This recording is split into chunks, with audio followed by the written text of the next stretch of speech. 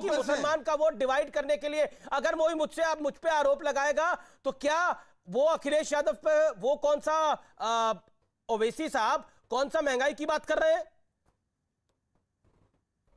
यहां पर आप महंगाई पर लेक्चर दे रहे हैं। या मैं आप पे आरोप नहीं लगा रहा हूं। नहीं, मेरे पे तो आप आरोप नहीं लगाएंगे तो क्या हासिल कर लेंगे? आप ये बताइए, एक मिनट, मैंने सर सुनिए। जी अरे सर सुनिए। जी बोलिए 40 सेकंड। कहा कि योगी जी कहां से बांट रहे हैं? हाँ, तो मेरा सवाल आपसे ये कि आपको राशन से दिक्कत है, अब्बाजान से दिक्कत है? 400 रुपए की गैस 1000 की आप बेच रहे हैं, जो आप नाराज हो रहे हैं। मैं पूछ रहा हूं सर, कौन बेच रहा है? जो बेच रहा है वो नाराज हो, या उसके रिश्तेदार नाराज हो, या उसके दोस्त नाराज हो, या उसके जो कार्यकर्ता है वो नाराज हो, जो 100 रुपए का तेल बेच रहा है। ना आप रिश्तेदार हैं, ना आप कार्यकर्ता हैं, ना आप उनकी टीम के आदमी हैं, आप क्यों नाराज हो रहे हैं? मैं तो आपसे सवाल पूछ रहा हूं, मेरा तो विषय है उसके ऊपर। आपको तकलीफ किससे है? मुझे तो तकलीफ आपकी समझ नहीं आ रही। आप अब्बाजान पे नाराज है, राशन पे नाराज है, पेट्रोल पे नाराज है, काय पे नाराज है आप? अपने आप पे नाराज है। मैं नाराज हूं पेट्रोल पर। अच्छा, पेट्रोल पर आप नाराज है, लेकिन ये बहस तो अब्बाजान पर है। आपको बता के विषय में बुलाया था। नहीं, अब्बाजान, पापा, मम्मी, डैडी, अब्बू, पिताजी, बाप, इनसे अगर देश का भला हो रहा है तो सुबह से शाम तक करिए, और मुझे बुला लीजिए साहब, मैं भी बैठूंगा आपके साथ। ये एक मुझे ये बताइए कि डैडी, मम्मी, पापा, जी ओके। अगर शहजादपुरा वाला कुछ जवाब देना चाह रहे, शहजादपुरा वाला ठीक है, शहजादपुरा वाला जवाब 50 second. Shahzad, quickly make your point. देखिए, पहले अमीश जी पहले मैं आपके दर्शकों को अवगत करा दूं कि समाजवादी पार्टी के कार्यकाल में 35,000 करोड़ का स्कैम हुआ था फूड ग्रेन का, जिसमें आरोप मायावती की सरकार ने लगाया था कि ये फूड ग्रेन नेपाल और बांग्लादेश भेजा गया। तो ये तो हकीकत है, और फिर इलाहाबाद हाईकोर्ट ने इसमें सीबीआई की जांच की मांग की। तो अब्बाजान बोलने वाले इसकी चोरी कर रहे थे। दूसरी बात, अब्बाजान क्या है? अब्बाजान केवल एक टर्म, एक संप्रदाय का नहीं, ये एक सोच है। जब आप कहते हैं मुझे यूपी एटीएस पर भरोसा नहीं जब 2 अलकायदा के आतंकवादी पकड़े जाए, ये अब्बाजान मानसिकता है मुस्लिम तुष्टिकरण की। जब आप कहें राम कार सेवकों को गोली मार दी, 40 और को मार देता, ये तुष्टिकरण की राजनीति है। जब आप कहें कि यूपी के आतंकियों को मुसलमान हैं इसलिए छोड़ देंगे, ये अब्बाजान मानसिकता है। जब आप कहें कि हमें भरोसा नहीं है वैक्सीन पर, जबकि 8.5 करोड़ वैक्सीन लगे हैं, मोहम्मद को भी मोहित को भी 15 करोड़ जो है वो राशन बटा है, मोहम्मद और सुल्तान और शिल्पा तीनों को बटा है, किसी में भेदभाव नहीं हुआ। पर मैं आज सुमैया राणा जी बैठी है, मैं उनसे एक चीज पूछना चाहता हूं। चलिए, उन्होंने तालिबान वाले सवाल पर तो गोल कर दिया। इरफान सोलंकी ने नमाज रूम की मांग की है। मैं चाहता हूं समाजवादी पार्टी अगर तुष्टिकरण में विश्वास नहीं रखती तो अभी के अभी ऑन एयर इरफान सोलंकी पर क्या कार्रवाई की जाएगी, इसका आपके चैनल पर ब्रेकिंग न्यूज बता दे। मैं सुमैया राणा जी को चुनौती देता हूं कि यदि वो तुष्टिकरण की अम्मी जान और अब्बा जान उनकी पार्टी नहीं है, तो अभी अभी इरफान सोलंकी ने जो नमाज रूम की मांग की है उसका खंडन करें और उस पर क्या कार्रवाई करेंगे, बोले।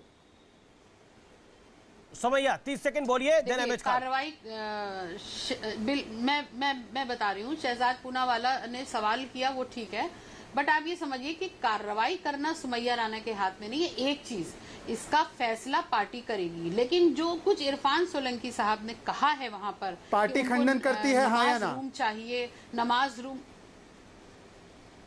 देखिए, कहीं समाजवादी पार्टी का हमेशा एक स्टैंड रहा है कि वो हर सर्वधर्म को लेकर साथ चलती है।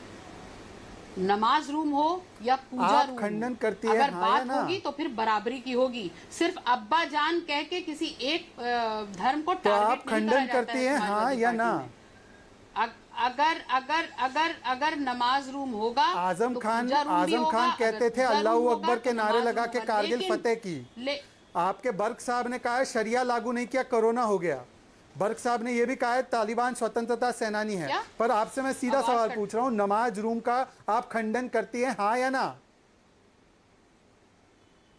देखिए, मेरा जो पर्सनल व्यू है कि नमाज पढ़ने के लिए ऑलरेडी पर्याप्त, पर्सनल नहीं पार्टी का, आप पार्टी की तरफ से बैठी हैं। मुझे समाजवादी पार्टी का व्यू जानना है मैडम। यूपी चुनाव में मुझे सुमैया राणा को वोट नहीं देना, समाजवादी को देना है, बताइए। देखिए, इधर शहजाद पूनावाला जी, आपका व्यू नहीं जानना, मुझे पार्टी का व्यू बताइए। जो भी स्पष्ट मैं बता रही हूँ आपसे कि जो चीजें जरूरी होंगी समाजवादी पार्टी उस पर स्टैंड करेगी, और जो चीजें नहीं होंगी उन पर कोई भी किसी किस्म की भी क्या आपको प्रतिक्रिया नहीं दी लगता गई। कि सरकार लेकिन के कोई पैसे, ऐसा काम- जनता के पैसे का कोई खर्च नमाज रूम पे होना चाहिए? आपके विधायक कहते हैं आपका खून नहीं खोलता। नहीं, ये तुष्टिकरण की अम्मी जान नहीं बन रही है आप, ये तुष्टिकरण के अब्बा जान नहीं बन रही है इरफान सोलंकी। जब आप कहते हैं सरकार का पैसा नमाज रूम में लगा दिया जाए, क्यों सरकार का पैसा लगाया जाएगा? क्यों जनता का पैसा नमाज रूम में खर्च होगा? क्यों वहां पर स्कूल ना बने? क्यों और दूसरी चीजें ना बने? नमाज रूम क्यों बने? जनता के पैसे के साथ क्या कर रही है? 15,000 करोड़ का जवाब दिया उन्होंने। देखा आपके प्रधानमंत्री जी ने। देखा आप ये बताएंगे जवाब कि नहीं उस- दे पा रहे जो अमीश जी, कोरोना आपके काल में सामने हुआ, है जितनी- समाजवादी जो पार्टी स्वास्थ्य सेवाओं या के साथ नमाजवादी जो पार्टी। खिलवाड़ किया गया, लोगों की जानों के साथ खेला गया, आप उसका हिसाब देंगे? आप यहाँ बैठ करके सिर्फ देखिए, हिसाब ये लेना आता है, तुष्टिकरण की हिसाब अम्मी देना भी जान, सीखे भारतीय जनता पार्टी। तुष्टिकरण की अम्मी और ये जान जनता बोल के रही है। साथ ठीक है, देने के ठीक है, लिए आपने उतारू अपने बैठी हुई वक्तव्य है। से 2022 तुष्टिकरण में की अम्मी आपको जान, जवाब बहन जान, मिल जाएगा। अहमद खान, तुष्टिकरण की और बहन आप- जान और अम्मी जान अहमद बोल खान, रही है। अहमद खान, कर दिया आपने 2017 के संकल्प पत्र में लिखे हुए कौन से अहमद खान, अहमद खान, क्या आपको लगता है जब अब्बा जान की बात करते हैं, जब योगी आदित्यनाथ जय श्री राम का नारा लगाते हैं, तो उनका स्पष्ट रूप से कहना होता है कि भ्रष्टाचार कम होना चाहिए और तुष्टिकरण की राजनीति को समाप्त कर दिया गया है 2017 के बाद। 2017 से पहले जो सरकारें रहीं वो तुष्टिकरण को आगे बढ़ाती थी, चाहे वो मायावती की सरकार हो, चाहे वो अखिलेश यादव की सरकार हो। खान साहब, तुष्टिकरण की राजनीति कौन कर रहा है? ये पूरी उत्तर प्रदेश की जनता देख रही है, पूरा देश देख रहा है। क्या योगी आदित्यनाथ जी ने कहा चुनाव अब्बा जान अम्मा जान पर होगा कि किसानों की आय कैसे बढ़े इस पर होगा, किसानों को गन्ना का मूल्य नहीं बढ़ा इस पर होगा, आम आदमी महंगाई से तड़प रहा है, चरमरा रहा है, इस पर होगा चुनाव, डीजल के दाम बढ़ गए, पेट्रोल के दाम बढ़ गए कि इस पर होगा चुनाव? अम्मा जान अब्बा जान पर चुनाव कौन करा रहा है? ये तो तुष्टिकरण की राजनीति है। देखिए योगी आदित्यनाथ जी की आदत है, अभी राजस्थान जब गए थे तब इन्होंने क्या कहा था, एक संवैधानिक पद पर बैठा हुआ व्यक्ति इस तरह की भाषा का इस्तेमाल करता है तो उसको तुष्टिकरण करते हैं। जब वो कहते हैं कि हनुमान जी दलित थे, आदिवासी थे, सारे कितने हनुमान जी के भक्तों के सीने पे चोट लगी होगी आपको अंदाजा नहीं है। ये बात कह के उन्होंने हनुमान जी पर हमला बोल दिया और फिर जाके हनुमान जी के तो दर्शन करने जाते हैं। अब्बा जान में देखिए, अब्बा जान में आपत्ति क्यों है? अब्बा जान में आपत्ति क्यों है? तालिबान में आपत्ति क्यों है? तालिबान अब्बा जान हमसे क्या मतलब? हम तो किसानों की बात कर रहे हैं, हम तो जिनको नौकरी नहीं मिल रही उनकी बात कर रहे हैं, हम तो उनकी बात कर रहे हैं जिनके घर में राशन नहीं पहुंच रहा है। ये हवाई बातें जो कर रहे हैं इस पे हम बात कर रहे हैं।